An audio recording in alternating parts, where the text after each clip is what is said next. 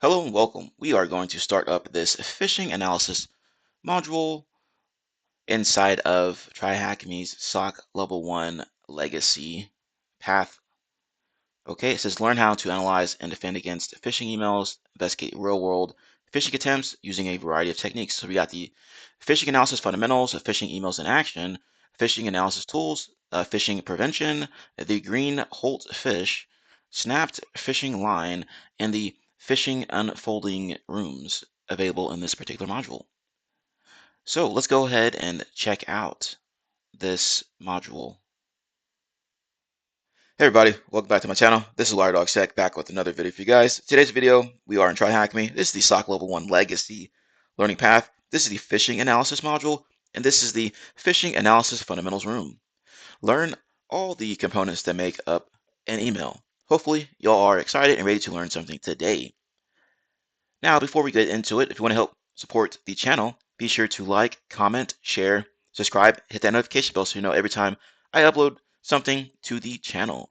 Without further delay, let's go ahead and dive into it.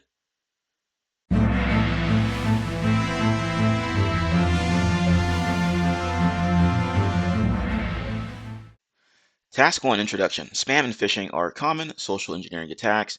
In social engineering, phishing attack vectors can be a phone call, a text message, or an email.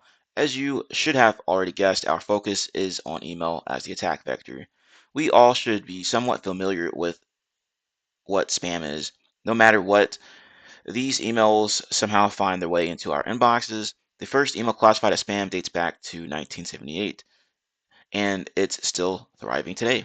Phishing is a serious attack vector that you, as a defender, will have to defend against, and organizations can follow all the recommended guidelines when it comes to building a layered defense strategy. Still, all it takes is an experienced and unsuspecting user within your corporate environment to click on a link or download and run a malicious attachment, which may provide an attacker a foothold into the network.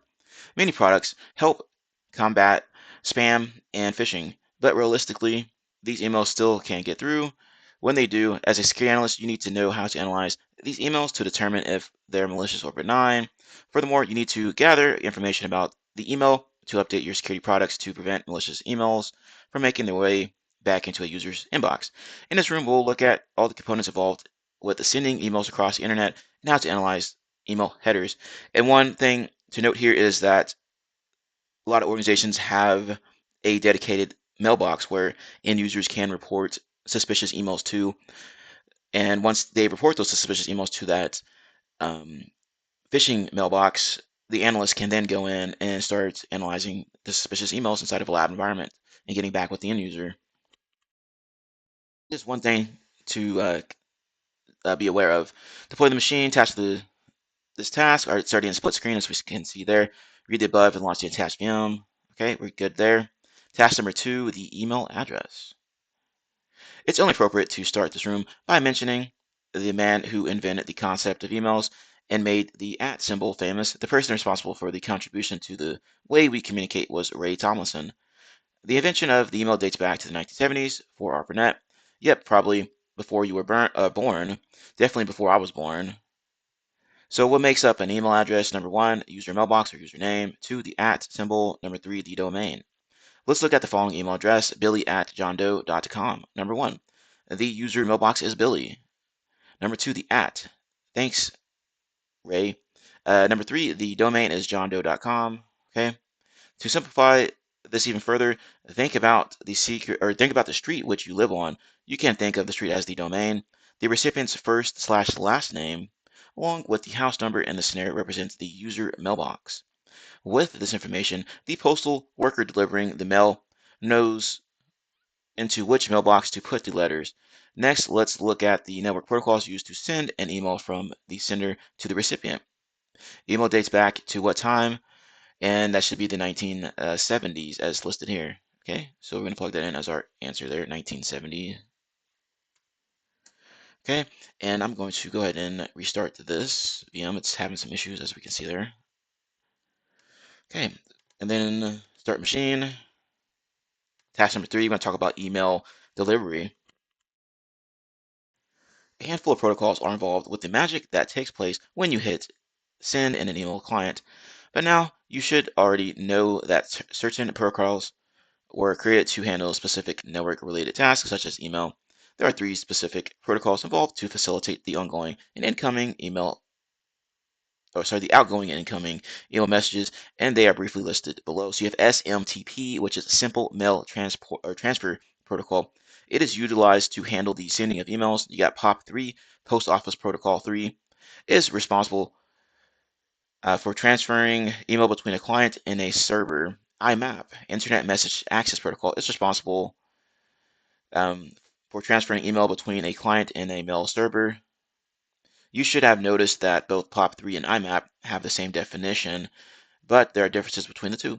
The differences between the two is listed below. POP3, emails are downloaded and stored on a single device. Sent messages are stored on the device or single device from which the email was sent. Emails can only be accessed from the single device the emails were downloaded to. If you want to keep messages on the server, make sure the setting keep email on server is enabled, or all messages are deleted from the server once downloaded to the single device's app or software, IMAP. Emails are stored on the server and can be downloaded to multiple devices. Sent messages are stored on the server. Messages can be synced and accessed across multiple devices. Now let's talk about how email travels from the sender to the recipient. To best illustrate this, see the oversimplified or simplified image below here. So we have the sender here, Alexa at janedoe.com, and it's going through the process here, SMTP server, DNS server, POP3/IMAP server, firewall, SMTP server, and then um, Billy at John Doe gets that here for 8, and then 9, server sends it there. Okay. Okay, they're going to talk about it here. Okay, well, let's read about it. Below is an explanation of each number point from the above diagram. Number 1, Alexa composes an email to Billy in her favorite email client. After she's done, she hits the send button. The SMTP server needs to determine where to send Alexa's email. It queries DNS for information associated with johndoe.com. Number 3, the DNS server obtains the information johndoe.com and sends that information to the SMTP server. Number 4, the SMTP server sends Alexa's email across the internet to Billy's mailbox at johndoe.com. 5, in this stage, Alexa's email passes through various SMTP servers and is finally relayed to the destination SMTP server. Number 6, Alexa's email finally reaches the destination SMTP server. 7, Alexa's email is forwarded and is now sitting in the local POP3/IMAP server waiting for Billy. 8, Billy logs into his email client, which queries the local POP3 IMAP server for new emails in his mailbox. And number 9, Alexa's email is copied, IMAP or downloaded POP3 to Billy's email client. Lastly, each protocol has its associated default ports and recommended ports. For example, SMTP is port 25. Read the following article to understand the difference between each here. So check this out if you're interested. We're going to take a look at these questions here. All right, we're going to take a look at this article here. The first one up is going to be this one here, star TTLS. So swing over to that one. I hit Control F and then just search for it inside of here. So it looks like port 587 is going to be our answer for this one. Okay, so let's plug that in as our answer. Next one, what port is classified as secure transport of IMAP? Okay, so let's swing over here again and let's type in IMAP, see what comes back. And here we go, right here. Looks like port 993 is what we're looking for the secure port. So I'm going to plug that in as our answer, port 993. And then POP3 was there as well, was right next to it, which was this 995. Okay, so there we go there. And I think we're done with that one. Next one, task number 4, email headers. Great, we now have an email travels from point A, or we know how an email travels from point A to point B, and all the protocols involved in the process. This task is to understand the components of what makes up an email message when it arrives in an inbox. This understanding is necessary if you wish to analyze potentially malicious emails manually. Before we begin, we need to understand that there are 2 parts to an email. Number 1, the email header. Information about the email, such as the email servers that relayed the email. Number 2, the email body, text and/or HTML formatted text. The syntax for Email messages is known as um, Internet Message Format, or IMF for short. Let's look at the email headers first. What do you look for when analyzing a potentially malicious email? Let's start with the following email header fields. Number one, from the sender's email address. Two, subject, the email subject line. Number three, date, the date when the email was sent. Four, two, the recipient's email address. This is usually clearly visible in any email client. Let's look at an example of these fields in the below image. Warning, this is a snippet from an actual email. The email in the below image is from a honeypot Yahoo email address. Don't engage or interact with the email addresses or IP addresses revealed in this room, so don't do that. Okay, and we already have everything here that they listed out just above there. So we got the sender, we got the recipient, you got the subject line, and then down here below this would be like the body. You got the date and time stuff over there. Another method to obtain the same email header information and more is by viewing the raw email details. When looking at an email header in detail, it can be intimidating at first, but it's not so bad if you know what to look for. And as an analyst, this is probably where you will be looking for if it's not in like your SIM or inside the email security solution. This is where you'll find information about the headers, most likely. You know, that's where you'll be spending your time. Anyway, note, depending on your email client, whether a web client or a desktop app, the steps to view these email header fields will vary, but the concept is the same. In the below image, you can see how to view this information within Yahoo. Okay, so to click those three dots there, view raw message. Below is a snippet of the raw message of the email sample. Okay, this is what it looks like here. You can see the information down here, subject, from, to, get the date, reply to, sender, etc. There's a lot of good information there. Note the above image shows some, not all, of the information within an email's header. You can review this email in the email samples directory on the desktop within the attached virtual machine. The email is titled email1.eml. Okay, so email samples here. And here it is right here. All right, so let's see what comes up. From the above image, there are other email header fields of interest. Field 1, X originating IP.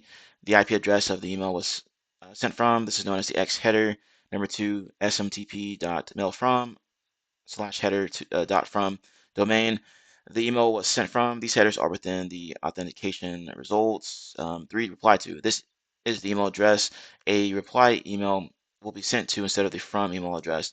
To clarify an email in the above sample, the sender is newsletters at ant.ankitech.com, but if a recipient replies to the email, the response will go to reply at that domain, which is the reply to and not to the original sender email. Below is an additional resource from Media Templates on how to analyze email headers, so check that out if you're interested. Note the questions below are based on the Media Templates article. Okay, so we'll have to take a look at it anyway. Okay, well, let's get this ready to go. Open that up in a new tab. And they have those examples in here as the email, so if you want to just play around with it and take a look around inside of here, yes, you could do that. So view source, now we have all that information here, it looks like. So there we go. A lot of information there.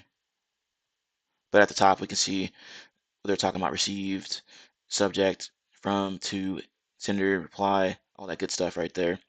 Okay, so we're good on that. Let's take a look at these questions here. What email header is the same as reply to? So let's flip over to that article. And let's see.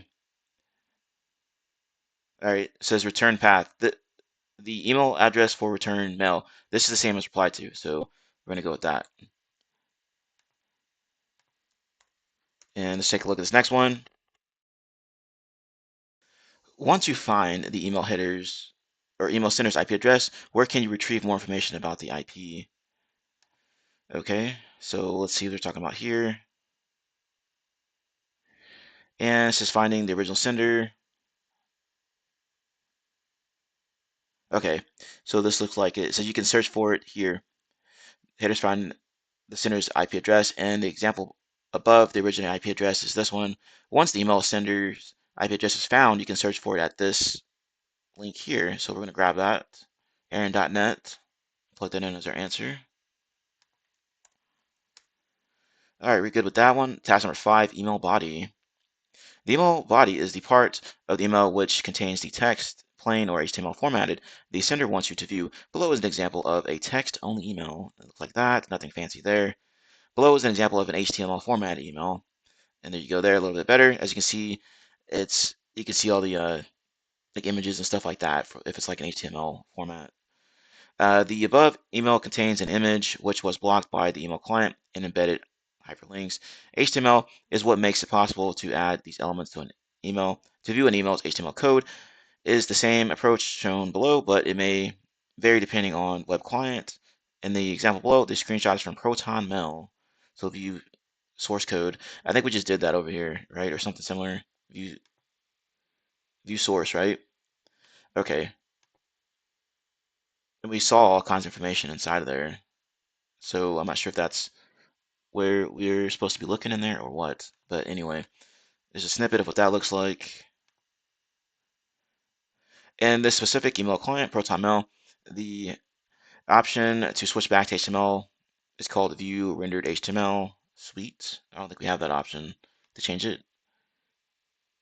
Ah, there we go. Yeah, plain text. Okay, nice. And this is Thunderbird, it looks like there. I don't think I've ever used this product before inside of here. So there could be another way to look at these headers. I'm not sure. I'd have to play around with it and see. But yeah, you can go in there and just mess around with it. Simple HTML, what's that look like? Okay. And we'll just change it back to original. Again, it will be different for other web client or webmail clients. Lastly, emails may contain attachments. The same premise applies. You can view an email's attachment from an email's HTML format or by viewing the source code. Let's look at a few examples below. The following example is an HTML format email from Netflix with an attachment. The web client is Yahoo. Okay. PDF file there. Your friends in Netflix, and then there's the message right there. Number one, the email body has an image. Number two, the email attachment is a PDF document. Now let's view the attachment within the source code. All right, we can see that here, X attachment, there, PDF, etc., etc. There's the name and everything. From the above example, we can see the header associated with this attachment. So the content type is application/PDF. Content disposition specifies it's an attachment. Content transfer encoding tells us it's base64 encoded. All right, so that's good to know there. You can see those three down there. All right. With the base64 encoded data, you can decode it and save it to your machine. Warning, when interacting with attachments, proceed with caution and make sure you don't double-click an email attachment by accident. Note, headers specific to content can be found in various locations within an email message source code, and they're not only associated with attachments. For example, content type can be text, HTML, and content transfer encoding can have other values such as 8-bit. All right, so that's good to know there. And let's go ahead and take a look at these questions. In the above screenshots, what is the URI of the blocked image? All right, so this is what we're looking for here, this i.imgur.com, etc., etc. So you have to manually type that in as our answer for that one. Next one says, in the screenshots above, what is the name of the PDF attachment? That's pretty easy to find. You can see it right here, payment dash update id.pdf is going to be the answer for that one. Last one here, in the attached virtual machine, view the information in email2.txt and reconstruct the PDF using the data or base64 data. What is the text within the PDF? Okay, so basically you're going to go and open up this sample here, which I have open already. You're going to copy everything inside of here. Okay, scroll all the way down to get to the end. So make sure the top part's highlighted and then hold down Shift and then just click in here and then hit Control C. So now that we have that copied, open up your favorite web browser. This one already opened up, and you're going to go to CyberChef, paste this in there, operations from base64, like this. Now you can see there's like more human readable, right? Well, it looks a little bit better than what was up there. But anyway, once you do that, you're going to save this, save it as whatever, download.pdf. And once it gets done, let's take a look at it. And there we go. the benign PDF attachments. It's going to be our answer there. So go ahead and plug that in as our answer for this last one. Task number 6, types of phishing. Now that we covered the general concepts regarding emails and how they travel from sender to recipient, we can now talk about how this method of communication is used for nefarious purposes. Different types of malicious emails can be classified as one of the following. First one up is spam, unsolicited junk emails sent out in bulk to a large number of recipients. The more malicious variant of spam is known as mal-spam. Phishing, emails sent to a target or targets purporting to be from a trusted entity to lure individuals into providing sensitive information. Spear phishing takes phishing a step further by targeting a specific individual or individuals or organization seeking sensitive information. Whaling is similar to spear phishing, but it's targeted specifically to C-level, high-position individuals, CEOs, CFOs, etc. And the objective is the same. Smishing takes phishing to mobile devices by targeting mobile users with specifically crafted text messages. Phishing is similar to smishing, but instead of using text messages for the social engineering attack, the attacks are based on voice calls. Now, there's another one out there called quishing or QR phishing, which basically uses QR codes in the form of phishing, right? You scan that QR code and it takes you to a phishing site and does some nasty things. So be sure to look that up if you don't know what that is. When it comes to phishing, the modus operandi is usually the same depending on the objective of the email. For example, the objective can be to harvest credentials, and another is to gain access to the computer. Below are typical characteristics phishing emails have in common. The sender email name or address will masquerade as a trusted entity, email spoofing, right? So they'll pretend to be like Microsoft, Netflix, as we saw earlier, PayPal, McAfee, or something like that. The email subject line and/or body of text is written with a sense of urgency or uses certain keywords such as invoice, suspended, etc. Right? They'll try to rush you to do things, try to scare you into clicking and making dumb decisions, right? So they'll have that sense of urgency in there. Say, hey, you have until the end of this week to change your password by clicking this link or something like that, right? Or you have until 24 hours to update your account information. Just click this link to get there. Something of that nature. The email body HTML is designed to match a trusted entity such as Amazon. The email body HTML is poorly formatted or written. Contrary from the previous point, the email body uses generic content such as dear sir, ma'am, or madam. Hyperlinks often uses URL shortening services to hide its true origin. That's right, they'll use these services like Bitly, and there's a few others out there. A malicious attachment posing as a legitimate document. We'll look at each of these techniques, characteristics in greater detail in the next room within the phishing module. Reminder, when dealing with hyperlinks and attachments, you need to be careful not to accidentally click on the hyperlink or the attachment. Be sure you are in a lab environment so you don't accidentally infect your production machine. Hyperlinks and IP addresses should be defanged. Defanging is a way of making the URL/domain or email address unclickable to avoid accidental clicks, which may result in a serious security breach. It replaces special characters like the @ symbol in the email or dot in URL with different characters. For example, a highly suspicious domain, which is this here, will be changed to this here. It has the XXP in there, and then it's got these open and closed brackets between everything here, right? So basically, you can accidentally click on that. Before forwarding to the SOC team for detection, CyberChef is a great tool that can help you with defanging. Try it out for the following questions, which we just saw a little bit of that earlier. Analyze the email titled email3.html. So let's go ahead and get out of this, and we'll clear this out. Let's go back here, email3.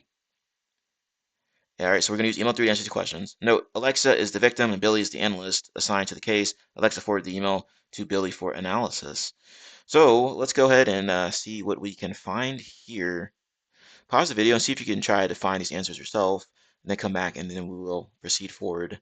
And also, please note that in today's day and age, there's the usage of AI being used to create these phishing emails, these suspicious emails, these malicious emails, whatever you want to call them, right? So threat actors have been using AI to try to make their emails more, legitimate looking, and they'll tend to fix like grammatical issues, things that are typical red flags you'd find in a malicious email. Just something to note.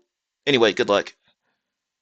All right, let's take a look. Before we get into it, also for this Thunderbird, you can go to View here, and then there's the headers section here. You can click all, and it gives you some additional things here at the top.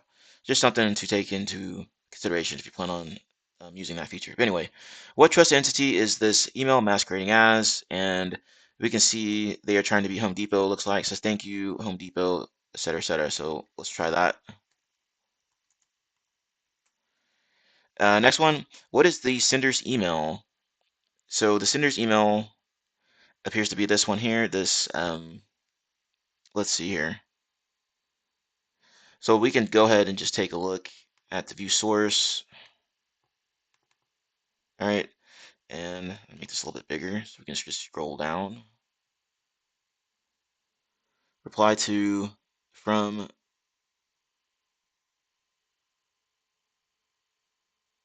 Okay, so looks like this support at techb.com is what we're going to be plugging in here. So let's go ahead and copy that right there, and you can also see it in the other view here. If you don't want to look at it that way, you can see it up here. Support at techb.com. What is the subject line? And we can see here subject. All right, so we'll just go ahead and straight up copy and paste this out of there. All right, last one. What is the website for the click here URL in a defanged format? All right, so once again, we're gonna have to use CyberChef or whatever tool you want to defang that information. So I'm just gonna get it ready here, and we'll just, on the search bar, we'll just type in defang URL. There it is. Drag it over. Got it prepped. So let's flip back over here. All right, there's our email. Now you can see there at the bottom, the link and everything right there. You can also just hover over this, and let's see if we just right click it. Sweet, okay. And just copy link location. But we can already see that's going to that t.techb.com. Let's see if this worked. I'm not sure if it grabbed this link or not. There we go. Okay, sweet, it did. And then looks like we're just needing this top part here initially. So we don't need the rest of that. Plug it in. Done. Okay, so we are finished with that. Task number 7, conclusion. Before ending this room, you should know that BEC, business email compromise, means. So you should know what this means. A BEC is when an adversary gains control of an internal employee's account and then uses the compromised email account to convince other internal employees to perform unauthorized or fraudulent actions. This is also known as account takeover or something. I can't remember the actual acronym for it, but there's another term for this, not just BEC, there's another one. Tip, you should be familiar with this term. I've heard this question asked before in a job interview. Within this room, we will be covering the following, or we cover the following. What makes up an email address, what an email address or email travels, or how an email travels from sender to recipient, how to view the source code of an email header, how to view the source code of an email body, understand the pertinent information we should obtain from an email. We're analyzing some common techniques attackers used in spam and phishing email campaigns. In the upcoming phishing analysis series, we'll look at samples of various common techniques used in phishing email campaigns, along with tools to assist us with analyzing an email header and email body. Next room is modules, phishing emails 2. And what is BC? Well, that's business email compromise, as we saw up here.